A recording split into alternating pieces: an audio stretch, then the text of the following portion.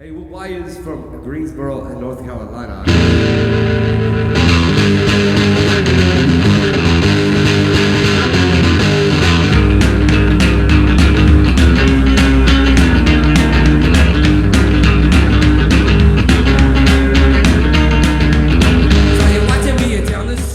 Welcome back to Touring America. It's been about a week since I've put out my last video where I finished talking about all the gear that I was wearing to my deer collision and how those pieces of equipment saved me. And I mentioned at that time that I'd be looking at replacing most of that gear moving forward, and this video is the first in that series.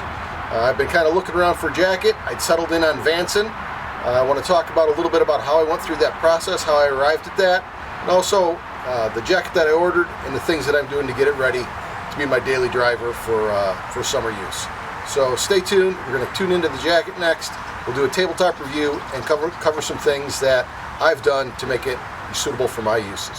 So here we are, back looking at the field shear jacket that I was in my accident. If you remember, you can see the scraping along this edge, the complete wear-through hole in the shoulder, seams were worn through, the flex panel here is worn through, also some wear down the side as I skidded along the waistband, and even some damage here on this big back panel. But it did its job. It protected me real well, but it wasn't going to hold up to another accident. So I started looking around. And one of the things that I was really looking into was companies that have really great reputations. The Field Shear was a great jacket for me, served me well, but unfortunately they just don't make leather jackets anymore. All the new all the jackets from Field Shear are some type of a textile now, and I really wanted to stick with the leather. It's a proven product, a proven way to protect your skin at a high-speed crash, and I wanted to stick with the leather.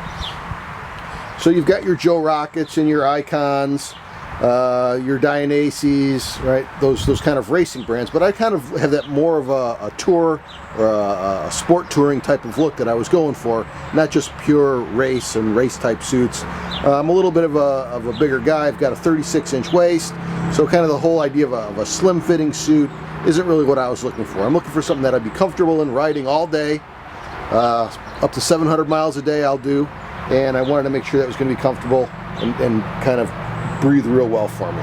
So I knew I wanted to go back to the perforated leather, and after looking all around I decided to go with Vanson. They've got a great reputation for quality product. If you go out and research them on the web, you'll find report after report of people who have been down 5, 6, 10, even 20 times in their Vanson leathers, and they're still holding up and getting the job done. So it's kind of buy once, cry once, get a good product. So I started looking around and ended up settling on the Vanson here. This is a Mark II Sportrider in their Pro Perf. You'll notice compared to the Field Shear jacket that it's got a much higher density of perforations in the leather.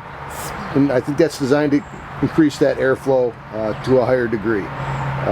It is not only perforated in the body, like the Field Shear was, and the sleeves, but also the shoulder area, which the Field Shear jacket did not have perforations in. And if you flip the Field Shear over onto the back, you'll see the bottom panel here is not perforated, but everything else is. The Vanson mimics that. Okay, and almost full front perforation except for that waistband area and the collar, and on the back also full perforations and flow through, with the exception of the back bottom panel. One of the things that when I actually was considering jackets is a lot of the reports on the Vansons said that they were short-waisted, and I am a pretty short-waisted cut on my jackets anyway, so I thought that would be a really good fit. But when you compare it to the Field Shear jacket, you can see it's maybe about 60% of the height of that back panel on the Field Shear. After wearing it just a couple times out on the VTX the other day, I would say I would like to have that cut be a little bit bigger than it is. I really like that Field Shear model, but that's what it is. So I picked up this jacket used from eBay. I shopped it around for a little over a week, kind of kept my eye out. There was a couple different ones. I bid on, I think, 2 other jackets before I wound up with this, and they all seem to be selling between the $300 and $350 price point for this model and the size, which is a 46. That's the size I wear. I actually went and tried on a 44, someone who's selling a jacket on eBay locally, and I did a meetup with them to try on the 44, and it was too small. So 46 was in the field shear, and I'm also 46 in the Vanson. So that was a true to cut. I was happy to see that.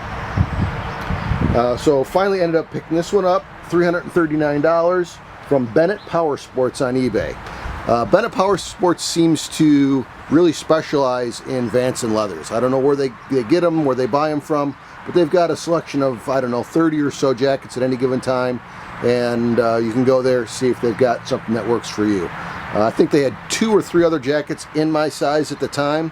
One of them was only $200. It was this exact same jacket, but instead of being all black, it had a red upper shoulder section. I haven't gotten my new bike yet, and I don't really want to have a blue bike and have a red jacket. I just like the black. It'll work with whatever bike I happen to want to ride with. So let's go over the jacket a little bit. As I already said, full perforations everywhere on the jacket. One of the things that I talked about in my field shear review was I really like the Velcro neck. This jacket does not have a Velcro neck. It's a snap neck, which means it's a fixed size. I have a pretty good sized neck. I'm about a 17-inch neck, and I was worried that this wasn't going to fit, but it does. It's probably about a 17.5-inch collar size, so it fits me pretty well. One of the things I do like about how they did this is I don't have to have this snapped all the time. If you leave it unsnapped, it would blow in the wind, so they actually make it so that you can tuck it back inside and snap it back on itself to keep it out of the way if you don't want to have that snapped across your neck. Whoever I bought this from previously, I think that's how they wore it most of the time, is there's a pretty good crease here, and you'll notice on the surface of the snap, it's mostly that brass color rather than the black of the other snap. So I have a feeling that was against their skin and their oils and things, and that wore off over time. But that does fit me well. The collar height is a little bit shorter than on the field shear, which actually I didn't think I was going to like, but I do. It stays off my chin a little bit more, and it's a really nice height for that. You can tell that the jacket is used. There's a little bit of discoloration in the shoulder patches on both sides, the right shoulder a little bit more. And I should have taken some pictures when I first got it, but I didn't. There was a little bit of discoloration down around the zippers. It almost just looked like somebody had laid their arms in some food or something, and there was little dark splotches ingrained into the perforations on the jacket. And I'm going to talk more about that in a little bit. But the point is, it otherwise was in really good shape. You'll see just a little bit of minor thread fraying up here. I've got one little thread that I haven't cut off yet here. I want to get that on the camera. So these are the kinds of things that you can expect when you get a used piece of leather equipment. The other thing that really kind of led me towards Vanson, though, was their full shop. Right? I can send this jacket back, have it cleaned, have it re-dyed if I want, have alterations made, and every Vanson jacket has got a unique serial number built into the jacket. You can call them with that number, and they will give you the complete repair history on that jacket. Right? So it's a really nice feature. So even if it didn't fit me perfect, I knew I could send it into Vanson and have it tweaked just a little bit. Other things about it are the way the waist adjusts. I've got this waist adjusted out all the way right now. I wear a 36-inch pant, and this is set up all the way out for a 36-inch waist, which I thought was kind of interesting for a 46-inch chested jacket. And rather than having the Velcro on the outside like the field shear does, where I can take it, right, and adjust it and refold it over here on the outside, you actually have to go to the inside of the jacket to adjust the waist straps. So you flip it open on the inside, pull that out, right, and I can pull, tighten, or loosen that depending on how I want it. Like I said, I've got mine all the way out right now, and it seems to fit me the best. The other thing on the jacket is the zipper does not go all the way down to the bottom of the waistband like it did on the field shear. It stops short of the waistband, and then you go ahead and Velcro the bottom. The only reason that has been an issue for me so far is that it's not always easy to get the zipper lined up. It's tucked back in behind the leather cover piece, and it's kind of soft and floppy. And getting that lined up, especially with gloves on, has proven to be just a little bit tricky for me. Not that big of a deal, but if it went down to the bottom and that zipper was located on a stiffer piece of leather, where you could kind of twist your hands to get that zipper lined up, it might make that a little bit easier. The side panels are a suede. They don't stretch at all. I'm not sure why they chose suede there, but that's just fine. It also has some back vents that you can open up to increase the flow if you want to do that. I said I only had this out a couple times yesterday. It was in the low 80s here. I didn't really feel the need to do that.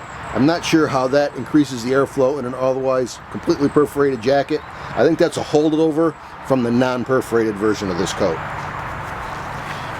At $339, the coat did come with the Vanson elbow and shoulder pads, but not their back pads. So this is a soft back. I need to work on getting some back armor for this jacket. To get to the armor on this jacket, unlike some other jackets that I've got, right, which have pockets in the inside, a Velcro pocket in the liner, for the Vansons, you have to open up the jacket completely.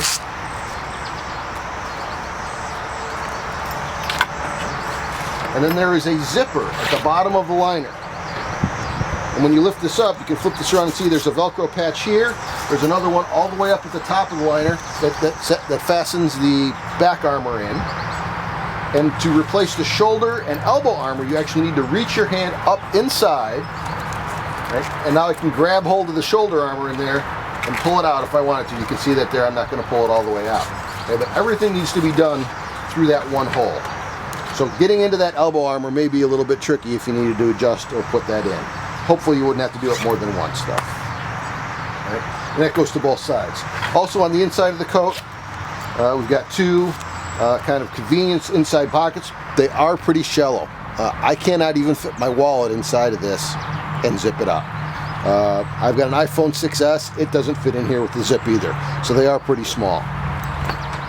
There are no outside convenience pockets for your hands. This is a riding jacket, not really meant to be a casual jacket, so not a lot of places to store your stuff.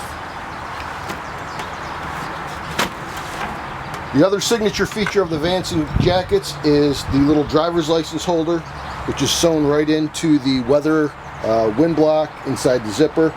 Is that meant so that you can just slip your driver's license in there and go and not have to carry around your full wallet? So that's a feature that's on all the Vanson leather jackets. Other than that, last thing about the jacket and how it's constructed is you'll see you've got these numerous snap locations around the jacket, and that is so you can use their snap-in liner.